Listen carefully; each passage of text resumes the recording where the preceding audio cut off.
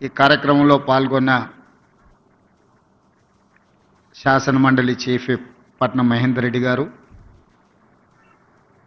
స్థానిక పార్లమెంట్ సభ్యులు కొండ విశ్వేశ్వరరెడ్డి గారు, స్థానిక శాసనసభ్యులు మిత్రులు ప్రకాష్ గౌడ్ గారు, చేవెళ్ళ శాసనసభ్యులు యాదయ్య గారు, శాసనసభ్యులు నాగరాజ్ గారు, శాసనసభ్యులు కుంభం అనిల్ రెడ్డి గారు, రాష్ట్ర DGP Jitender garu, Hyderabad police commissioner, ఈ young India police academy police school incharge CV Anand garu, Stephen Ravindra గారు, ఇతర పోలీసు ఉన్నతాధికారులు, పోలీసు కుటుంబ సభ్యులందరికీ కూడా నా శుభాకాంక్షలు తెలియజేస్తున్నా.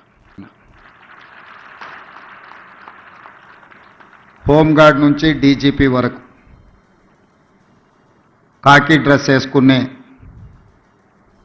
ప్రతి పోలీసులకు ఈ యంగ్ ఇండియా పోలీస్ స్కూల్ అనేది అత్యంత ముఖ్యమైనది. తల్లిదండ్రులుగా మీరు మీ విధి నిర్వహణలో కుటుంబానికి సమయం ఇవ్వలేక మీ పిల్లల చదువుల మీద సరైన దృష్టి సారించకపోవడము, మీ పిల్లలు బాగా చదువుకుంటున్నా వాళ్ళు చదువుకుంటున్నారో లేదో అనే ఆందోళనతో పోలీస్ సిబ్బంది, అది హోంగార్డ్ కావచ్చు, వివిధ హోదాలలో ఉన్న పోలీస్ శాఖ సిబ్బంది తల్లిదండ్రుల యొక్క ఆలోచన, వాళ్ళ ఆవేదన ఇది.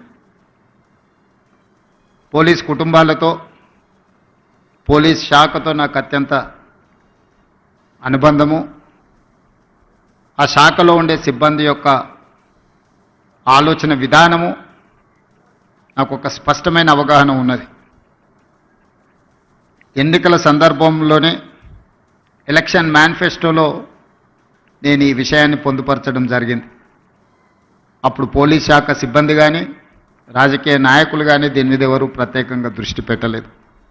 ఎందుకంటే ఎన్నికల్లో ఇచ్చే హామీలకు ఎన్నికల తర్వాత ఫలితాలు వచ్చిన తర్వాత పెద్దగా ప్రాధాన్యత ఉండదు అన్న ఆలోచన ఉందేమో, అందుకే ఎవరు దీని మీద పెద్దగా దృష్టి పెట్టలే.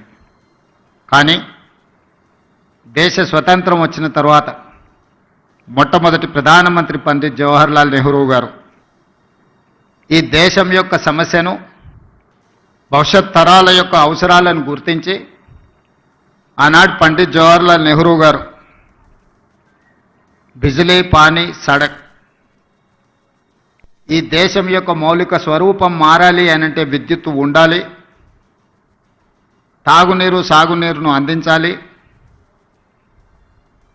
పల్లెటూర్ల నుంచి పట్టణాల వరకు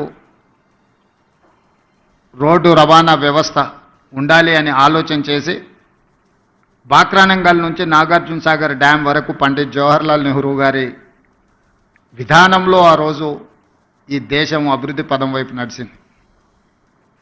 ఆ రోజు ఎడ్యుకేషన్ అండ్ ఇరిగేషన్ ఆలోచన కూడా పండిత్ జవహర్లాల్ నెహ్రూ గారు చేశారు. అందుకే ఈరోజు ఈ దేశంలో ఉన్న గొప్ప గొప్ప యూనివర్సిటీలు అన్నీ కూడా పండిత్ జవహర్లాల్ నెహ్రూ గారు ఉన్నప్పుడే పునాదులు పడ్డాయి. ఆ యూనివర్సిటీల నుంచి వచ్చిన విద్యార్థులే ఈ దేశ భవిష్యత్. ఆనాడు నిర్మించిన సాగునీటి ప్రాజెక్టులే ఈ దేశం ఆకలి కేకల నుంచి ప్రపంచానికే ఆహార ధాన్యాలను అందించే స్థాయికి ఈరోజు ఈ దేశం అభివృద్ధి చెందింది అంటే ఆనాటి మొట్టమొదటి ప్రధానమంత్రి ఒక గొప్ప ఆలోచన చేసి ఒక దార్శనికత చూపించడంతో ఈరోజు ప్రపంచ దేశాలతో పోటీ పడగలుగుతుంది.